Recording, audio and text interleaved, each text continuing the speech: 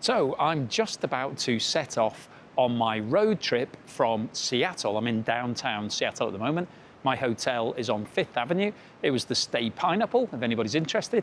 And I've got this car, which I've just rented from Hertz. That was an absolute nightmare. If you're renting a car from Hertz, don't expect them to have the car when you get there.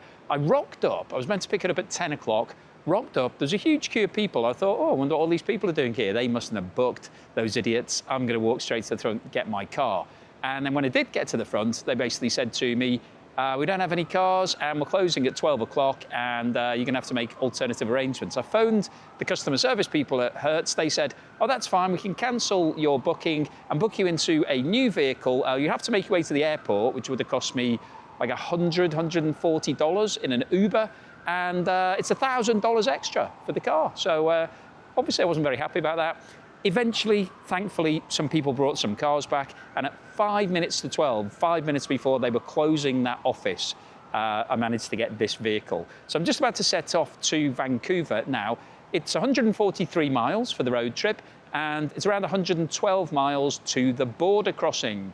So let's see how things go. I'll keep you posted. I'll be making a few stops along the way, so I'll let you know how it goes. But I thought it was worth documenting how easy it is to drive from Seattle to Vancouver and how long the border crossing is going to take and what that involves. I don't know whether I'll be able to film anything at the border crossing. I tend to get a little bit upset if you start getting your camera out at borders or those sort of things, but we'll wait and see. So here I go. I will see you at the next stop. Okay, so I've just stopped off about probably 20 minutes into the journey on the I-5 straight up to Vancouver and looking for something to eat. And now they don't have motorway service stations in the same way as you do in the UK, but we do have these sort of retail parks. So it's mixed use here. There's some shops and stuff, but more importantly, behind me there is a Starbucks, and over the road there is a McDonald's. So I'm going to get a Starbucks, get in here, grab a coffee and something to eat. But yeah, it's sort of slightly different feel to the usual stop, and also it's a sort of 5-minute detour off the main road. That's to come off the slip road and then drive through whatever town this is, not quite sure, north of Seattle. But yeah, just going to grab a Starbucks and a bite to eat, and then I'll be back onto the I-5 heading up to the border control. Here we go. There's the food offering. Going to get myself one of these Greek yogurts with a bit of granola in the top and hot chocolate. Oh, this is quite impressive. They don't write it on in pen anymore. I've actually got a print off saying Joe hot chocolate, coconut milk. Fantastic. And anyone who's interested, it's $5.95 for this. I've actually stopped off at McDonald's as well as the Starbucks. Got my Starbucks drink, but wanted something to eat from McDonald's. And interestingly, when you order it, they come in these little boxes. So you place your order on the machine over there, and then they bring it to your table. And to keep it hot, they put it in these little plastic boxes. So if you just open this, you can see that I've got my McCrispy in here, and in this one I've got some chicken nuggets. So yeah, never seen that before. Okay, let's get back on the road. Okay, so we've been going for probably about an hour and a half, maybe something like that. Got around about 50 miles to go to the border, and scenery's got a bit better now. It was a bit grim to start with. It was just all motorway, 4-lane traffic, a few traffic jams. But now we're starting to get into countryside, so a bit more of a pleasant drive. So yeah, keep going. Obviously 60 miles an hour speed limit, so I've been adhering to that the whole way. And yeah, we're going to go to the border. There's 2 border crossings, and one is a little bit longer to get to Vancouver. You go the long way round, but it's shorter wait time.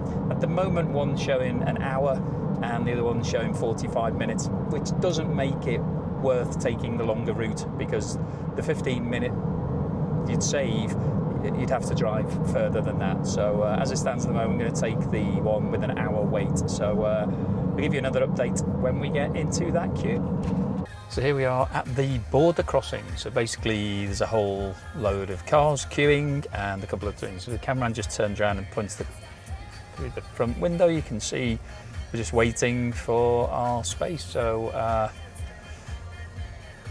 Not entirely sure what's going to happen. I think we're just going to have to show our details, passports maybe, and go through. But it said on the internet there was an hour-long wait, but as we were driving up here, it actually said 5 minutes or less than 5 minutes. And looking at it, it certainly doesn't look like an hour. Hopefully we'll get through this in the next 5 or 10 minutes. So I'll see you on the other side. Okay, so we've just come through the border control, and it should have been really quick and easy. Everybody else, there were 5 lines of cars. Everyone else was just flying through. It's taking maybe 30 seconds for each one. Fortunately, we got the guy who wanted to get out of the booth and come and have a look in the windows and have a chat. And so he was asking us, you know, why didn't you come for the World Cup?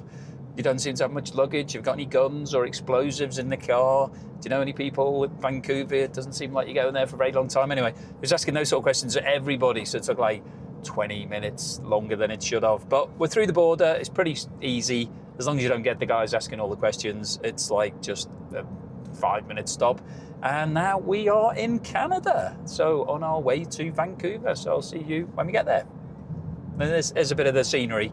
It's a bit greener on this side. It's been a bit greener for the last half an hour, 45 minutes or so. And welcome to Surrey. Oh, are we back in England? Okay, so here I am at the end of my journey. I'm actually in the car park for my hotel. Nobody else in here, as you can see. It's taken me around about 4 hours to go from Seattle to Vancouver. Set off about 1 o'clock, arrived here just before 5. And border crossing was pretty straightforward. Didn't really take much time, apart from the fact that we had a guy who wanted to ask us 101 different questions. But apart from that, there was no forms to fill in, didn't need a visa, nothing like that. So you just basically drive from one side to the other. So pretty straightforward. So there you go. That's my journey from Seattle to Vancouver. So hopefully you've enjoyed it. If you did, then please give me a thumbs up. Please subscribe to the channel, and I'll see you again next time.